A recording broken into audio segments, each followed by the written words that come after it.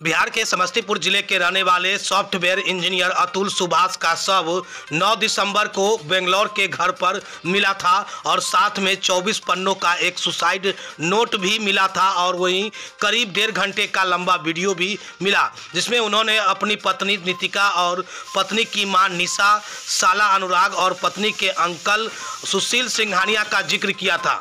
वहीं इस घटना की जानकारी मिलने पर घटना के कई दिनों बाद मुजफ्फरपुर से चलकर समस्तीपुर पूसा उनके आवास पहुंची शरद जेंडर जस्टिस फाउंडेशन के डायरेक्टर नम्रता शरण और अतुल सुभाष के परिजनों से मिलकर घटना की जानकारी ली और दुख की घड़ी में सांत्वना दी। इसके साथ ही मीडिया से बातचीत में बोली कि महिलाओं के लिए महिला आयोग एवं कई कानून है, जिसके आरोप पर पुलिस तुरंत लोगों को गिरफ्तार कर लेती है, लेकिन पुरुषों के लिए कोई आयोग और कोई ऐसी कानून नहीं है। इसलिए सरकार को इस पर विचार करना चाहिए। सरकार पुरुष के लिए भी कानून बनाए।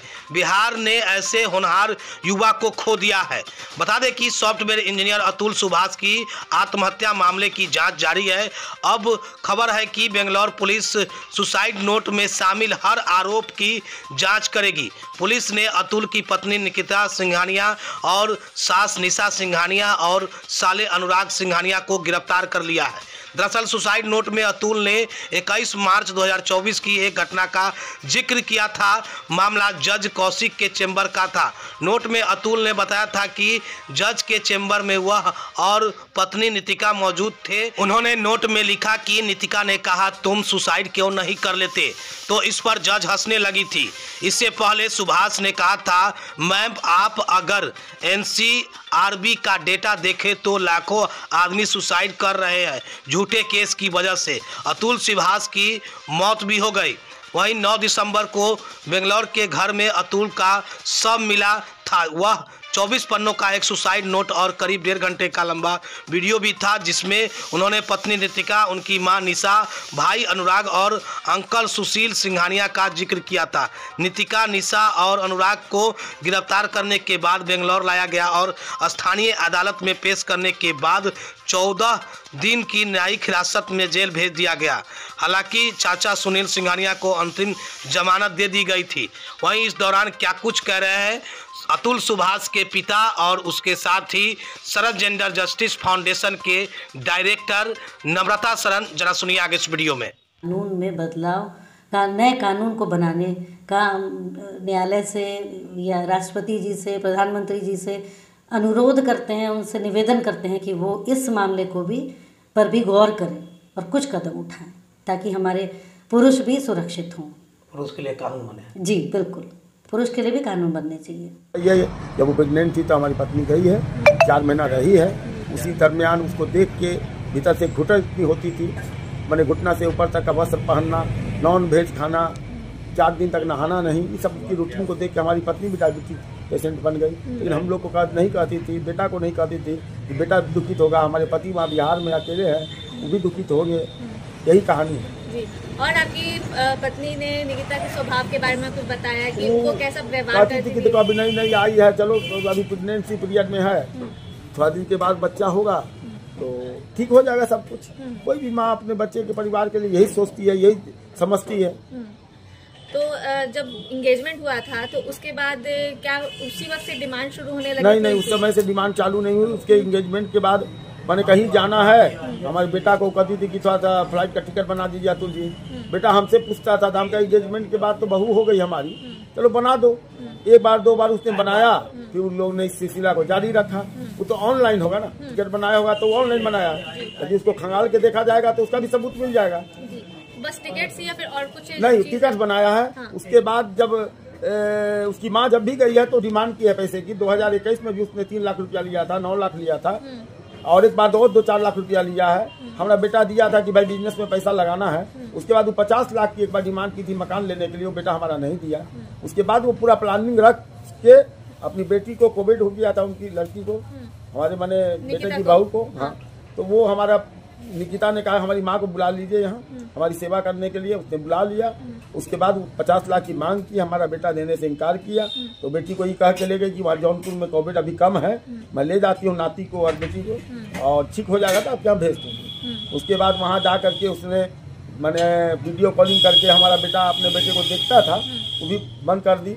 और जब ये बोलता था कि आप हमारी शर्त नहीं माने तो आपकी शर्त हम काहे माने, क्यों वीडियो कॉलिंग करके दिखाने, वहीं से उसने केस करना चालू किया, केस किया और उसके बाद ये सिलसिला चालू। जी, तो आप लोगों ने अपने पोते को कभी सामने से नहीं देखा? हमने तो मैंने वीडियो कॉलिंग करके वहाँ एक साथ जब रहा तो मेरा बेटा हमको दिखाता था, उसके बाद हमने नहीं देखा। तो आपकी आखिरी बार निकिता से क्या बातचीत हुई थी? आप लोगों से कभी कुछ बातचीत हुई थी? नहीं। कभी वीडियो कॉल पे जैसे? हाँ, वीडियो कॉल रहती थी तो वहाँ हम पूछते थे, बेटा को फोन करते थे तो उससे भी पूछते थे कि बेटा क्या हाल चाल है, तो बताती थी हमको कि पापा ठीक है, बस इतनी ही बात करके हम रख दिया करते थे, उससे विशेष कोई बात नहीं की। मतलब कि उसके बाद से कुछ स्वभाव में वैसा कुछ नहीं झलकता था कि वो ऐसा कुछ कर नहीं, सकती है? अच्छा, तो जब अतुल की ऐसी खबर आई तो क्या निकिता ने आप लोगों से कांटेक्ट करने की कभी कोशिश नहीं, की? कभी नहीं। वो तो कहती थी कि आप सुसाइड क्यों नहीं किया, उसकी माँ कहती थी इसलिए उसने सुसाइड किया है।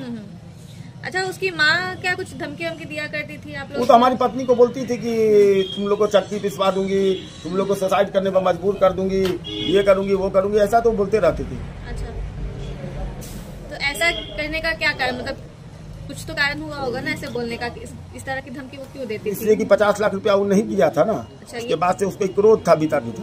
तो 50 लाख ये किस चीज के लिए? मकान खरीदने के लिए। अपना मकान नहीं था उन लोगों अब का? था पुश्तैनी मकान, बहुत गंदे जगह पर था।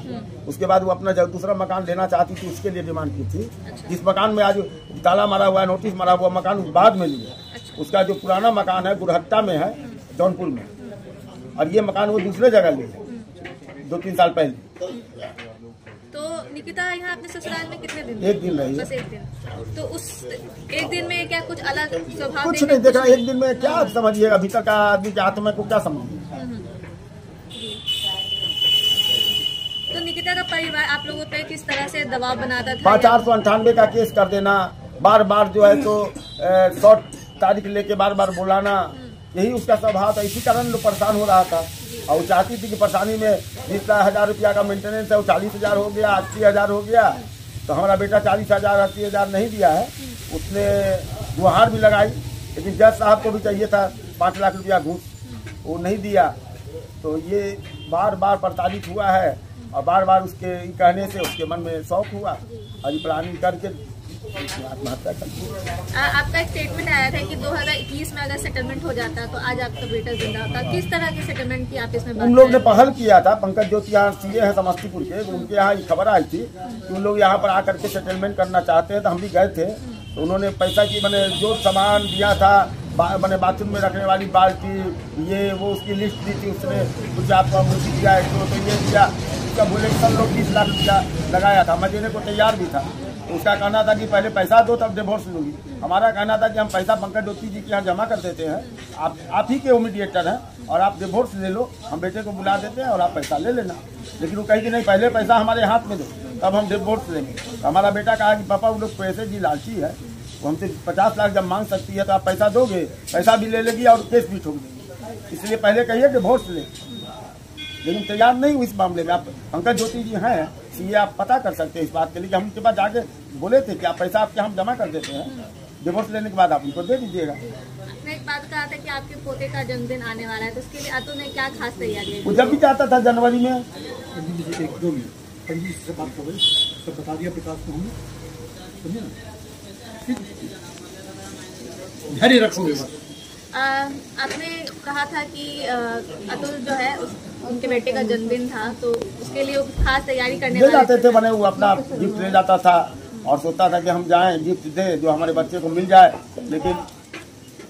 लेकिन गुहार लगाते लगाते भी उसकी बात जो है पूरी नहीं हो पाई। इस बार उसने क्या तैयारी की थी? क्या इसके लिए कुछ बातचीत की थी? हमसे बातचीत उसने नहीं किया था, अपने मन में कोई तैयारी किया होगा। और से गए थे देखने, क्या कुछ जानकारी मिली? जी, वहाँ पे हम करीब 13 या 14 तारीख को हम गए। पूसा के रहने वाले हैं अतुल सुभाष, तो उनके घर पे हम गए। उसके बाद वहाँ की जो हालत थी, मतलब उनकी मम्मी तो अभी भी कहें तो पूरे होश में नहीं है और फादर बिल्कुल टूट चुके हैं। भाई उनके इसमें क्रियाक्रम जो होता है हिंदू रीति से उसमें जुड़े हुए हैं। फादर से बात हुई हम लोगों की, बीच बीच में मम्मी तो इतने ज़ोर ज़ोर से रोती थी कि रोती थी और फिर बेहोश हो जाती थी, यही सिलसिला चल रहा था। फादर का भी जो कहना था बहुत पेनफुल था, किसी के लिए भी पेनफुल होगा कि एक बच्चे को जब वो बड़ा करते हैं, और जैसा वो बता रहे थे कि जब वो पूसा आए थे उनके पास कुछ भी नहीं था, और रोड पे जो कपड़ा जो बिकता है उस कपड़े को वो खरीद करके पहनते थे। और यही अतुल सुभाष जो हैं वो साइकिल से 12 किलोमीटर दूर जाकर पढ़ाई के लिए जाते थे वो। तो काफ़ी संघर्षपूर्ण जीवन इनका रहा, एक उम्मीद के साथ, जैसे आम माता पिता की होती है कि मेरा बच्चा बड़ा हो जाएगा तो लाइफ थोड़ी स्मूथ हो जाएगी, यही इनका भी सपना रहा होगा। अतुल इस समय क्या था बनने से पहले, कौन से काम करते थे? अभी वो बेंगलोर में, कंपनी का तो नाम याद नहीं है, लेकिन बेंगलोर में वो डेटा साइंटिस्ट के तौर पे वो काम कर रहे थे, अच्छी कंपनी में, और काफ़ी इंटेलिजेंट थे अतुल सुभाष। प्रमोशन भी लगातार ले रहे थे, काफ़ी प्रोफेशनली काफ़ी ग्रो किए थे वो। लेकिन मतलब बड़ा अफसोस होता है कि हम इतने टैलेंटेड बच्चे को हम खो देते हैं, इस बात का बहुत अफसोस है। सिर्फ अतुल सुभाष को उनके पिता ही नहीं खोए हैं, बल्कि एक जो बहुत इंटेलिजेंट लड़का था वो भी हमारे बीच से चला गया, बहुत अफसोस की बात है, और वो भी इस तरह से।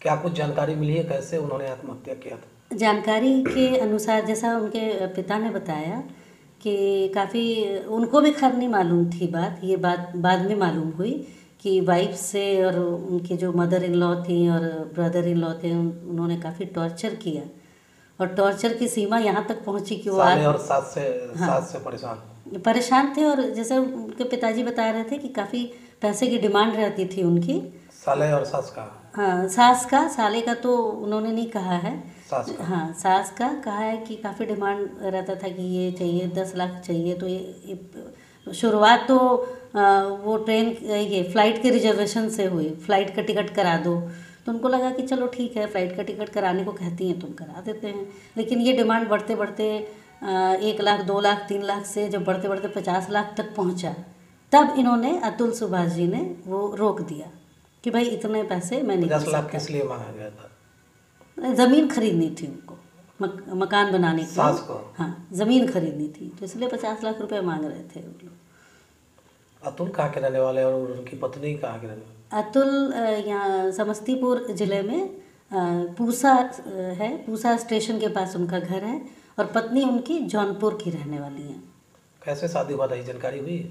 ये जो शादी.com वगैरह होता है उसी से इनको ये मिला, एड्रेस मिला, और वहीं से शादी फिक्स हुई थी। ऑनलाइन शादी हुई थी? हाँ, और मतलब ऑनलाइन लड़की की जानकारी, नेट के थ्रू लड़की की जानकारी मिली और फिर शादी हुई। तो आप सर जेंडर जस्टिस फाउंडेशन की ओर से क्या उठा रहे हैं इस मामले में? देखिए, मेरी जो ऑर्गेनाइजेशन है जेंडर जस्टिस के लिए काम करती है। अभी तक हम महिला आयोग जानते हैं, या महिलाओं के लिए बहुत सारे लॉज बने, उस पर काम भी हो रहा है, महिला थाना भी बन गया, लेकिन एक पुरुष के साथ अगर कोई भी इस तरह की घटना घटती है तो पुरुष कहाँ जाए? अगर अतुल सुभाष जी का बलिदान ही कहेंगे कि उन्होंने एक बलिदान दिया है कि ताकि हमारे लॉ में कुछ बदलाव आए, जस्टिस मिले। आज एक लड़की जब तलाक लेती है तब उसको जो पैसा दिया जाता है मेंटेनेंस के लिए दिया जाता है, तो वो मेंटेनेंस के लायक भी है या नहीं है? मतलब मेरे कहने का मतलब है कि अगर वो कमा रही है तो उसको किस मेंटेनेंस की ज़रूरत है? तो ये सारी चीज़ें हैं। या एक किसी केस हमने दर्ज करवाया, FIR करवाया किसी लड़की ने किसी भी लड़के के लिए, या 492 का जो केस है, दहेज उत्पीड़न का जो केस है, वो केस कोई भी लड़की अगर करती है तुरंत अरेस्ट कर लिया जाता है। मतलब मेरे कहने का मतलब है कि पुरुष आयोग जैसी चीज़ भी बननी चाहिए ताकि वहाँ भी कुछ इंक्वायरी हो, उसके बाद आप पुरुष के प्रति आप कदम उठाएं, उसके पहले नहीं। गिरफ्तार ना करें, पहले पूरा इंक्वायरी करें, जांच करें, फिर कदम उठाएं। अगर वो गलत है, अगर लड़की गलत है तो सज़ा लड़की को मिलनी चाहिए, अगर लड़का गलत है तो सज़ा लड़के को मिलनी चाहिए, इक्वालिटी होनी चाहिए।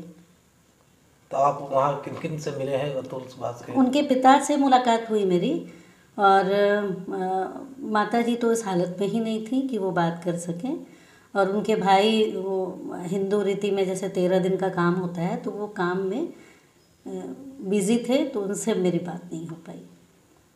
क्या परिचय हो गया? मेरा नाम नम्रता है और शरण जेंडर जस्टिस फाउंडेशन के डायरेक्टर, और जेंडर जस्टिस के लिए मेरी आवाज़ हमेशा उठेगी और इक्वालिटी के लिए उठेगी। आज वो इस शो के प्रायोजक है मां भवानी डेकोर प्राइवेट लिमिटेड, मतलब a complete floor solution, new 0 mile Dadar road, Muzaffarpur.